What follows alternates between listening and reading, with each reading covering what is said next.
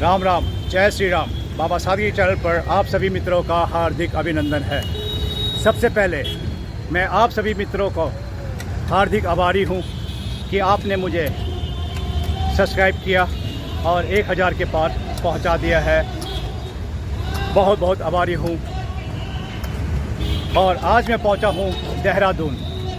यहाँ है उत्तराखंड में भू कानून की मांग को लेके आंदोलन, और मिलेंगे हम उत्तराखंड के सीएम धामी साहब से। ये उनकी गलतफहमियां हैं। ये राज्य कोई था, ये राज्य मिला है कहानियों के बाद। जब गोलियां चली, मुजफ्फरनगर कांड हुआ, मसूरी और खटीमा और देहरादून के अंदर गोलियां चली, लाठियां चली। 19 साल के हमारे नौजवान साथी शहीद हो गए। हमारी 2 माताएं मसूरी में, बेलवती चौहान और हंसा धने शहीद हो गई हैं। मुजफ्फरनगर कांड, वो कांड देश के लोकतंत्र में कलंक का दिन था।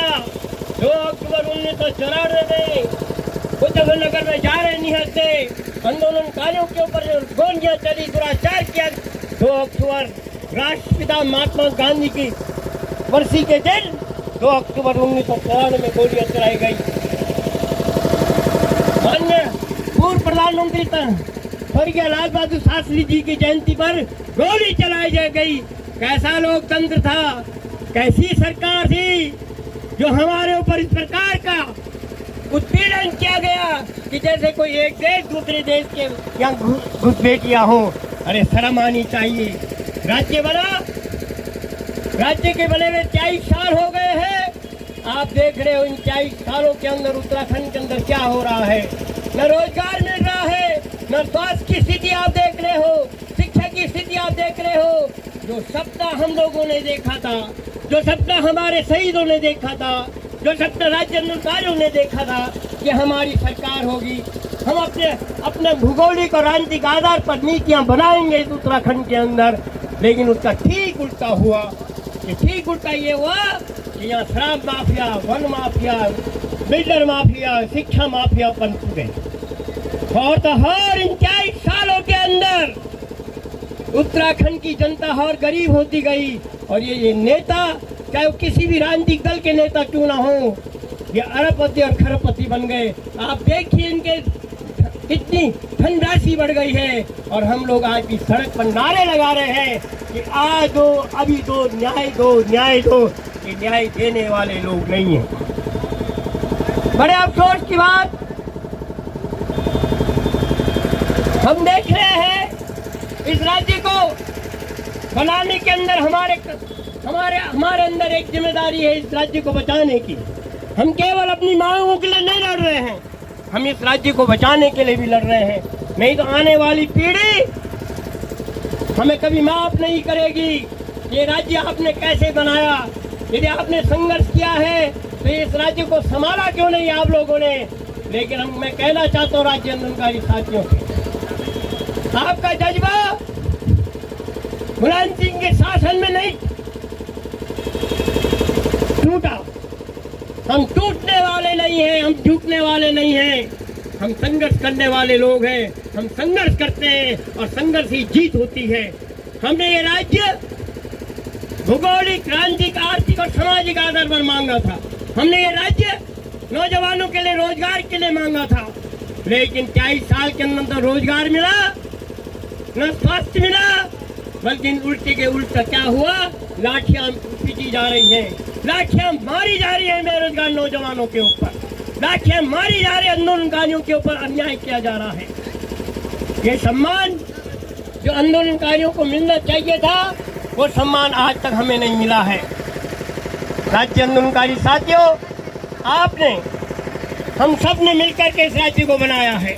मातृशक्ति ने बनाया है, युवा शक्ति ने बनाया है। वो युवा आज, जो युवा हम लोग थे, आज हम भी बूढ़े हो गए हैं, 60 साल की उम्र हो गई है।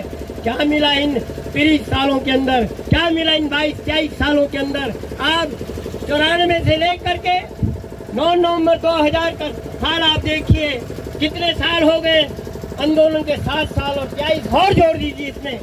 अब लगाइए आप हिसाब, इस राज्य को बनने के लिए क्या होना चाहिए था। हमारे कई संगठन हमने जो सपने देखे थे वो आज हम साकार नहीं हो रहे हैं।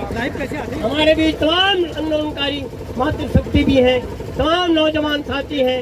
मैं कह रहा था हमारी उम्र भी ढली जा रही है, हम भी अब 60-70 के लगभग पहुंच जा रहे हैं। लेकिन सवाल इस चीज का हो गया है कि आने वाली पीढ़ी के लिए रास्ता क्या है।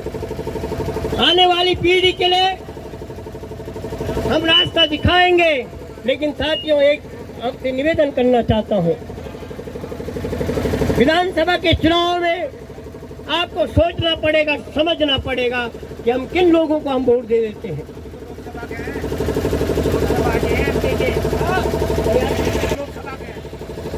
और हम ये देख रहे हैं कि विधानसभा के अंदर जो उत्तराखंड की समझ को न समझने वाला व्यक्ति हो, आप उसको चुन करके भेज रहे हैं।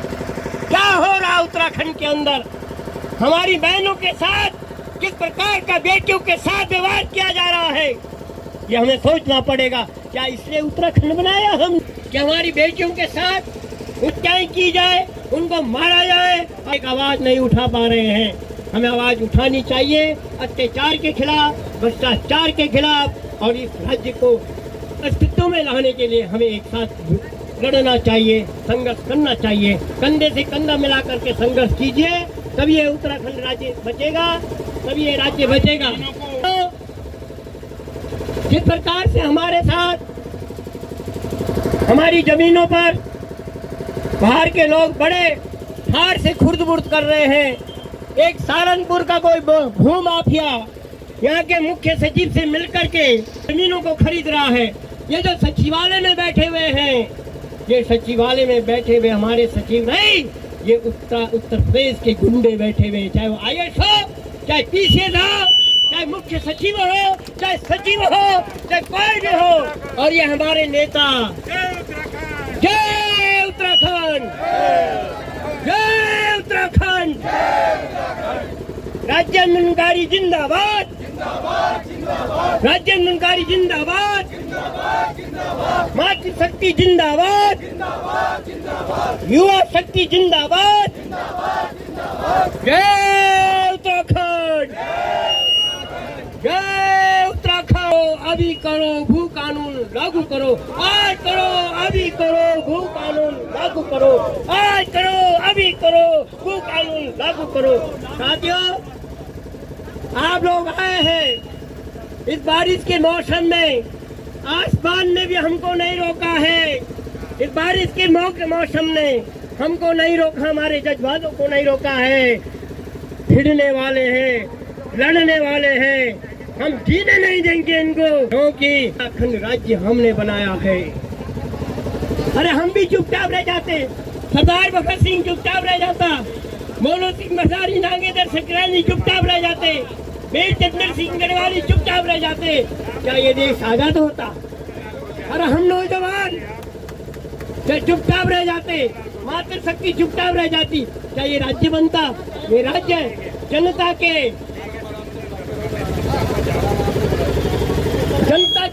संघर्षों से बना है और सब लोगों ने मिलकर के बनाया है।